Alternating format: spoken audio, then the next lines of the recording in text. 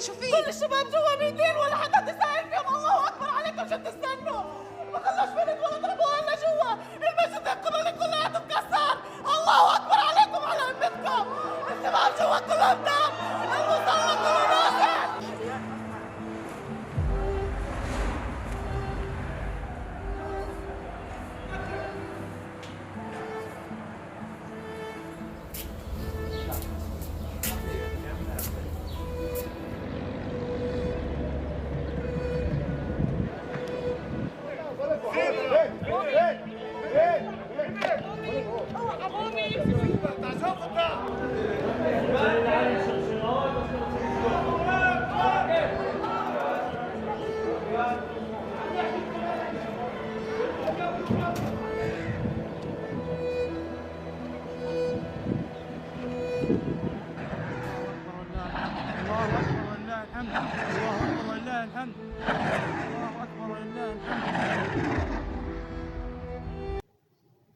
नहमदहु व नसल्ली अला रसूलिहिल करीम अम्मा बाद फ़अऊज़ु बिल्लाहि मिनश शैतानिर रजीम बिस्मिल्लाहिर रहमानिर रहीम। मोहतरम नाज़रीन कराम, अस्सलामु अलैकुम। मैं आतिफ़ ख़ान हूँ और आप मेरा यूट्यूब चैनल देख रहे हैं। नाज़रीन, कुछ दिन पहले 4 अप्रैल को फ़लस्तीन में यरूशलेम के इलाके में जहाँ पे मस्जिद अक्सा मौजूद है, मस्जिद अक्सा पर रमज़ान की इबादत करते हुए रात करीबन 10:30 बजे जब कुछ नमाजी वहाँ मौजूद थे, इस्राइली फोर्सेस ने, इस्राइली पुलिस ने वहाँ पर हल्ला बोला, हमला किया। उन्होंने वहाँ पे रबर बुलेट्स यूज़ की, वहाँ पे स्टन ग्रेनेड्स यूज़ किए, टीयर गैस यूज़ की और बंदूकों के बट मार के कई लोगों को ज़ख्मी किया। बेशुमार नौजवानों को उन्होंने डिटेंशन में लिया, यानी उनको गिरफ़्तार किया। और डिटेंशन में जब वो बिल्कुल बेआसरा थे, कोई असलहा उनके पास नहीं था, वो सब इबादत में मसरूफ़ थे, उन नौजवानों को मारा गया, तशद्दुद किया गया, बहुत बुरे तरीके से ज़द-ओ-क़ौफ़ किया गया। और ये सब कुछ सिर्फ़ इस वजह से किया गया कि उस वक्त मुसलमान मस्जिद में मौजूद थे जब एग्रीमेंट के मुताबिक उनको वो मस्जिद खाली कर देनी चाहिए थी। यरूशलेम में इस्राइली फोर्सेस ये जुल्म इसलिए करती हैं या ये बर्बरियत इसलिए जारी रखती हैं क्योंकि वो इस वक्त उस इलाके पे कब्ज़ा किए हुए हैं। ये मकबूजा फ़लस्तीन है जिसको इसराइल का नाम दिया गया है। इसकी हिस्ट्री के बारे में जानना हमारे लिए नाज़रीन बहुत ज़रूरी है कि मस्जिद अक्सा की हमारे लिए यानी मुसलमानों के लिए क्या अहमियत है और यरूशलेम की मुसलमानों के लिए क्या अहमियत है, ये जानना हमारे लिए बहुत ज़रूरी है। बहरहाल वो जो हमला किया गया उसमें कई नमाजियों को ज़ख्मी किया गया, कई को गिरफ़्तार किया गया। लगभग 400 के करीब उन्होंने नमाजियों को गिरफ़्तार किया।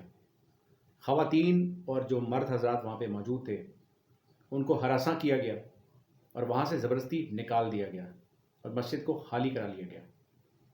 और ये कहा गया कि जब नमाज हो चुकी है, क्योंकि मुसलमानों को सिर्फ वहाँ नमाज अदा करने की इजाज़त है, मस्जिद में वो ठहर नहीं सकते, तो नमाज की अदायगी के बाद उनको ज़बरदस्ती वहाँ से निकाला गया। हालांकि वो मुसलमान जो वहाँ पर नमाज़ पढ़ रहे थे वो रमज़ान की इबादत के मुताबिक वहाँ पर टाइम स्पेंड कर रहे थे, अल्लाह का ज़िक्र कर रहे थे, कुरान पढ़ रहे थे। कई लोग वहाँ पे तरावी में मशगूल थे और उनको वहाँ से इतने टॉर्चर और इस तरह के हमले के बाद निकाला गया।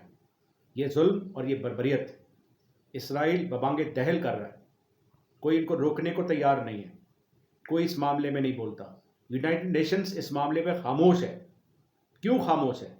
इसलिए कि जुल्म मुसलमानों पे हुआ है, इसलिए कि इसराइल उनका बगल बच्चा है, उनका फेवरेट है और यहूदियों को कवर देने के लिए पूरा अमेरिका और यूरोप उनकी बैक पे खड़ा हो जाता है।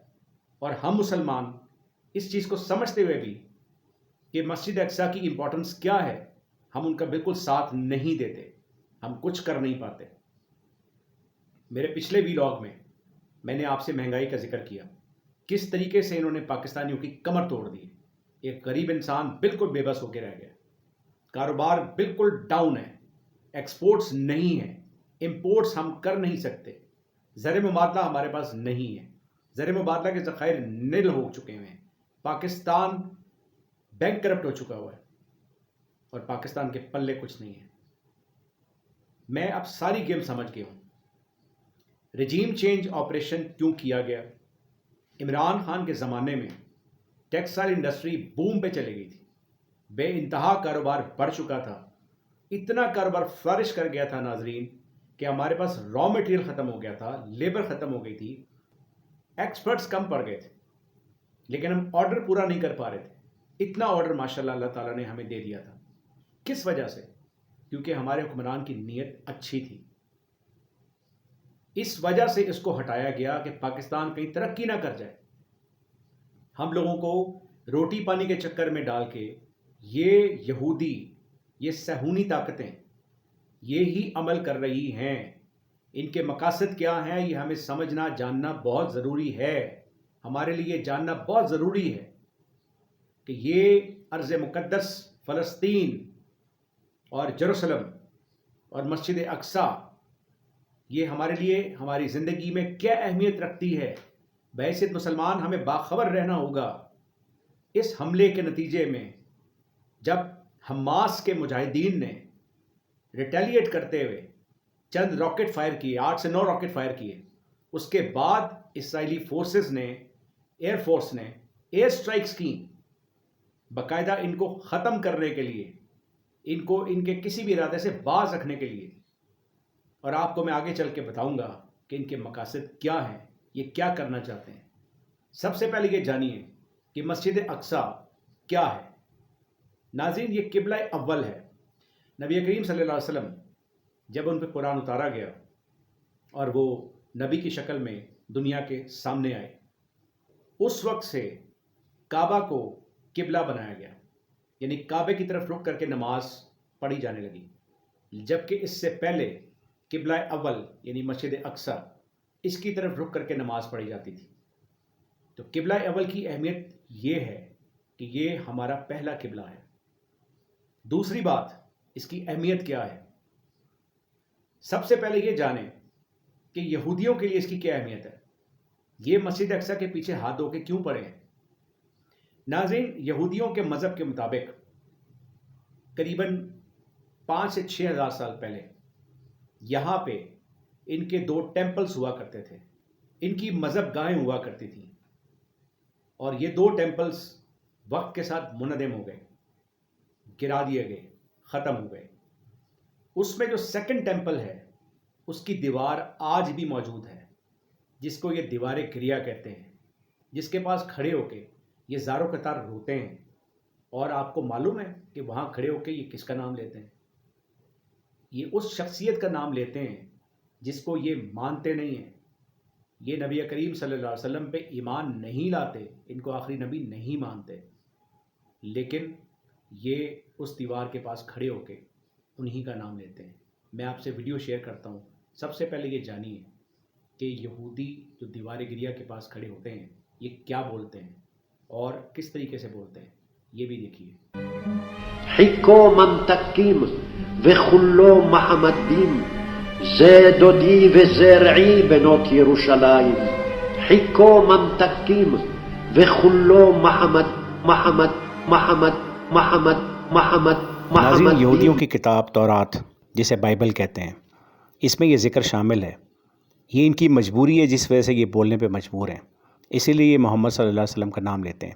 گو ان پہ ایمان نہیں لاتے، لیکن یہ سب بات کرنا اور اس کا ذکر کرنا ان کی مجبوری ہے، جس وجہ سے یہ وہاں پہ دیوار گریا کے ساتھ کھڑے ہو کے یہ ذکر کرتے ہیں۔ ناظرین، دیوار گریا یعنی سیکنڈ ٹیمپل کی دیوار یہودیوں کے لیے کیا اہمیت رکھتی ہے، یہ تو آپ کو وقت کے ساتھ میں ابھی بتاتا ہوں۔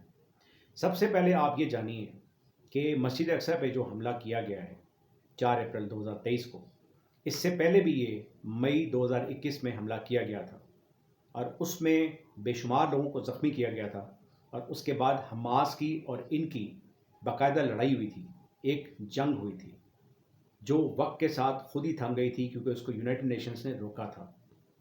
دراصل یہ جنگ اس لیے شروع کرنا چاہتے ہیں کہ یہ چاہتے ہیں کہ اس قبلہ اول جو ہمارے لیے قبلہ اول ہے اس کو منہدم کر دیں، اس کو گرا دیں اور اس کی جگہ تھرڈ ٹیمپل بنائیں۔ تھرڈ ٹیمپل، وہ ٹیمپل یا وہ عبادت گاہ جو ان کے لیے بہت اہمیت رکھتی ہے۔ وہ اہمیت کیا رکھتی ہے اور کس حد تک رکھتی ہے، میں آپ کو اس ویلاگ کے دوسرے حصے میں بتاؤں گا کہ یہ اہمیت ان کے لیے کیوں ہے۔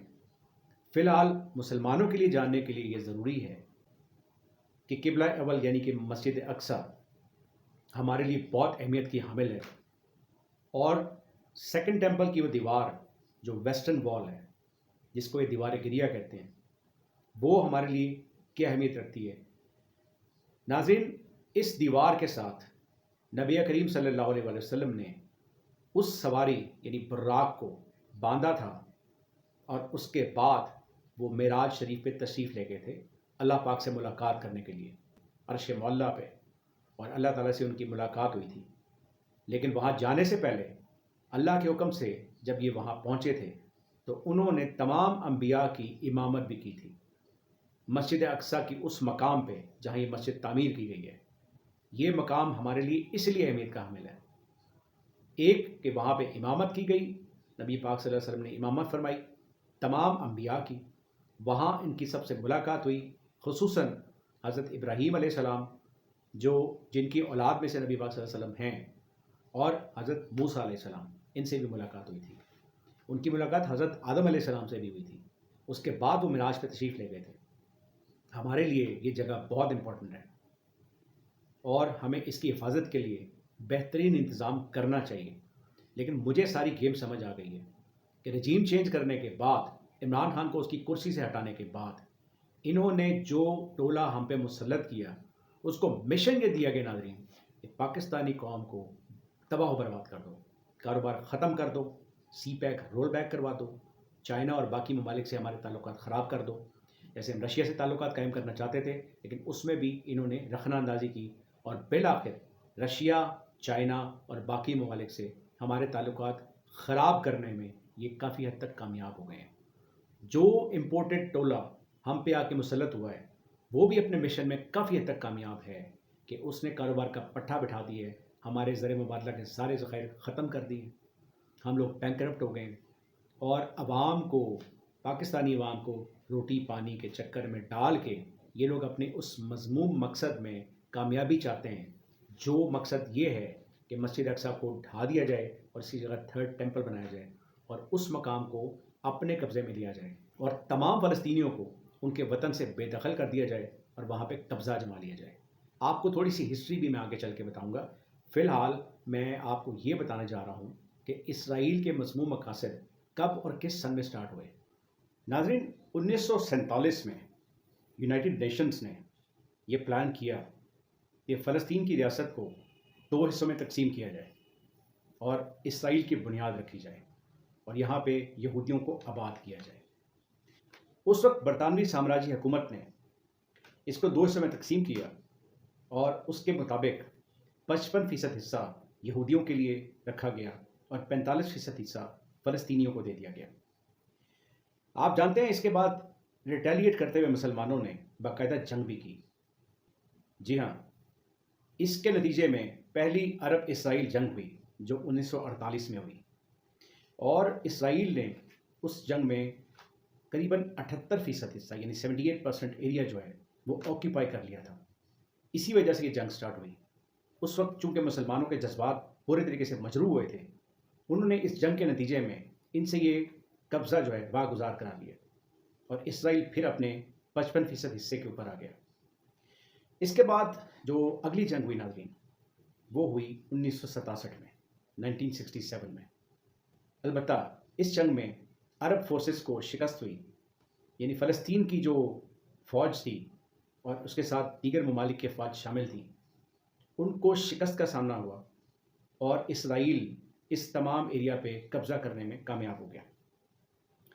ناظرین، اس نتیجے میں 1980 میں یروشلم کا علاقہ جو ہے اس کو اسرائیل کا کیپٹل بنا دیا گیا، یعنی پراپر ملک کی ایک بنیاد رکھ دی گئی جس کا نام اسرائیل تھا، اور اس کا کیپٹل یروشلم کو بنا دیا گیا۔ اور ناظرین، مسجد اقصی یروشلم میں واقع ہے۔ تو یہ ان کا مضمون مقصد سٹارٹ ہوا، جو یہ تھا کہ مسجد اقصیٰ پہ کسی طریقے سے قبضہ کیا جائے اور اس تمام ایریا کو اپنے قبضے میں لیا جائے۔ ناظرین، اس کے سلسلے میں جتنے بھی انٹرنیشنل لاز تھے وہ توڑے گئے۔ یونائٹڈ نیشنز کی کچھ لاز ہیں جو برے طریقے سے وائلیٹ کیے گئے اور ان کو کسی ملک نے نہیں روکا، کیونکہ اس کی بیک پہ امریکہ اور یورپ اور برطانیہ شامل تھے۔ یہ شامل تھے اس مقصد میں کیونکہ یہ یہودیوں کے دوست ہیں، اور یہود و نصارہ مسلمانوں کے دوست کبھی نہیں ہو سکتے، کیونکہ قرآن میں یہ گواہی دے دی گئی ہے جو یہ ثابت کرتی ہے کہ یہود و نصارہ مسلمان کے دوست نہیں ہو سکتے۔ الکفار قوم واحدہ، یہ ثبوت مل گیا اس بات پہ کہ ان تمام کافروں نے ایکا کر کے مسلمانوں کو شکست دی اور اس علاقے کو اپنے قبضے میں لے لیا۔ اس زمانے میں ناظرین، یروشلم میں 4 لاکھ فلسطینی آباد تھے، ان کے گھر تھے وہاں پہ۔ ان لوگوں نے ان 4 لاکھ فلسطینیوں کی زندگی اجیرن کر دی، ان کا وہاں رہنا عذاب کر دیا۔ کئی لوگوں کو وہاں سے مختلف ہیلے بہانوں سے بے دخل کیا گیا، اور پھر 2 لاکھ یہودیوں کو یہاں لا کر آباد کیا گیا یروشلم میں، تاکہ مستقل قبضہ جمایا جائے۔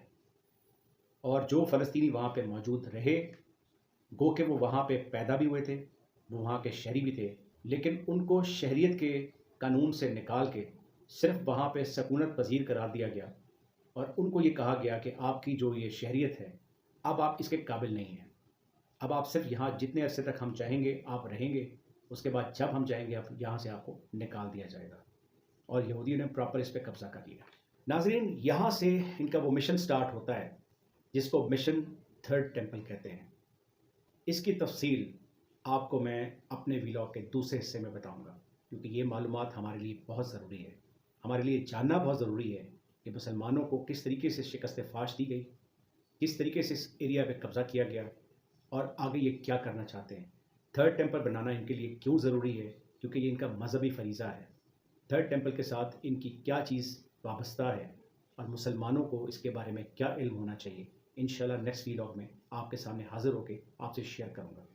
اللہ تعالیٰ آپ کا حامی ناصر ہو، اللہ تعالیٰ پاکستان کی حفاظت کرے، کیونکہ پاکستان اسلام کا قلعہ ہے اور پاکستان پہ بہت بڑی ذمہ داری ہے، کیونکہ جو مضمون مقاصد یہ رکھتے ہیں، پاکستان اور اس کی فورسز ہی وہ واحد ہیں جو ان کے مضمون مقصد میں ان کو شکست فاش دے سکتی ہیں۔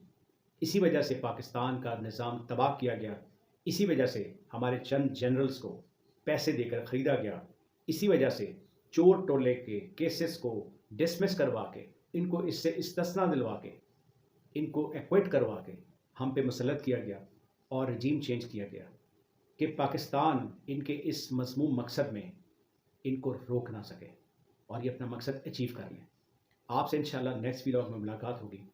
اللہ تعالیٰ اس بات کو آپ تک پہنچانے میں میری بھرپور مدد فرمائے۔